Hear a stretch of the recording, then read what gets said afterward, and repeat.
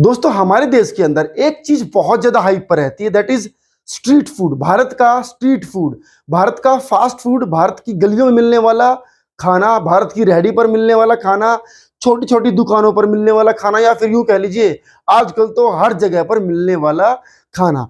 चलिए कुछ वीडियोस देखते हैं उसी खाने की, उसके बाद बात करेंगे इस बारे में। सबसे पहले इन महाशय को देख लीजिए, ये यहीं पसीना पोंछ रहे हैं, यहीं सब कुछ झाड़ रहे हैं और यहीं इन्हीं हाथों से पूरियां भी बना बना करके बेच रहे हैं। इनको कोई मतलब नहीं है कि जिस चीजों में इन्होंने खाना बनाया वो बर्तन कैसे हैं, वो कंटेनर्स कैसे हैं। इन भाई साहब को देखो, इन्होंने कढ़ाई के अंदर ही अपना पूरा हाथ धो डाला और फिर उन्हीं हाथों से चीजें ये इसी कढ़ाई में डाल रहे हैं और लोगों को परोस रहे हैं और लोग इसको बड़े चाव से खाते भी हैं। अब इन जनाब को देखिए, आटा गूंथने का तरीका देख लीजिए, कितना अच्छा और सुंदर तरीका है। इतना साफ सुथरा तरीका तो आपने कहीं पर भी नहीं देखा होगा। इसी को लोग बड़े चाव से खाते हैं।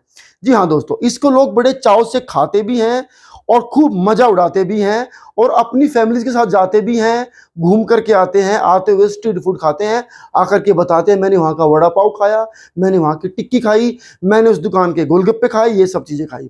असल में ये आपके और हमारे साथ बहुत बड़ा धोखा और चीटिंग हो रही है। जी हाँ दोस्तों, हमारे देश की पॉपुलेशन इतनी ज्यादा है, इतनी ज्यादा जनसंख्या हो चुकी है कि यहाँ पर हर आदमी चाहता है कि मुझे सस्ते में कुछ ना कुछ मिल जाए। वजह क्या है? 150 करोड़ लोग रहते हैं, सब लोग बहुत महंगा और हाइजीनिक खाना अफोर्ड नहीं कर सकते। बेचने वाले को ये पता है कि मुझे इस कॉलोनी के अंदर जाकर के टिक्की बेचनी है, उसको ये भी पता है कि बहुत अच्छी क्वालिटी का तेल डाल करके अगर मैं टिक्की बना करके बेचूंगा तो एक टिक्की कम से कम 50 रुपए की बेचनी पड़ेगी, लेकिन ग्राहक कहता है 10 रुपए की टिक्की खानी है। तो ऐसे में वो क्या ही करेगा? वो ऐसे में यही सब करेगा। उसकी जो दुकान है वो बहुत गंदी होगी, ना कोई साफ सफाई होगी, ना कोई वर्कर्स होंगे।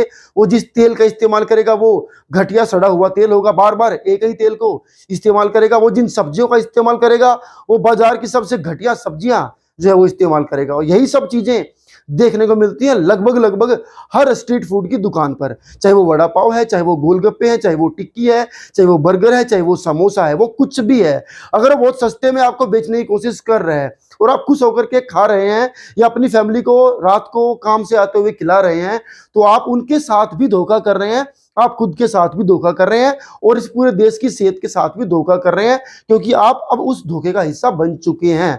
तो दोस्तों मैं आपको ये तो नहीं कहूंगा कि आप स्ट्रीट फूड खाएं ही मत या फास्ट फूड खाएं मत, जी नहीं, लेकिन मैं एक बात जरूर कहना चाहूंगा, आप किसी ढंग की दुकान से सामान लें। हो सकता है 2 पैसे आपको ज्यादा पे करने पड़ेंगे, लेकिन हो सकता है वो ठीक ठाक चीजों से बना हो। और इससे भी अलग मैं आपको सलाह देना चाहूंगा, अगर जब भी कुछ आपका ऐसा खाने का मन करता है तो कोशिश करें पूरी फैमिली के लिए घर पर ही खाना बनाया जाए। वो खाना सबसे शुद्ध होगा, सबसे स्वादिष्ट भी होगा।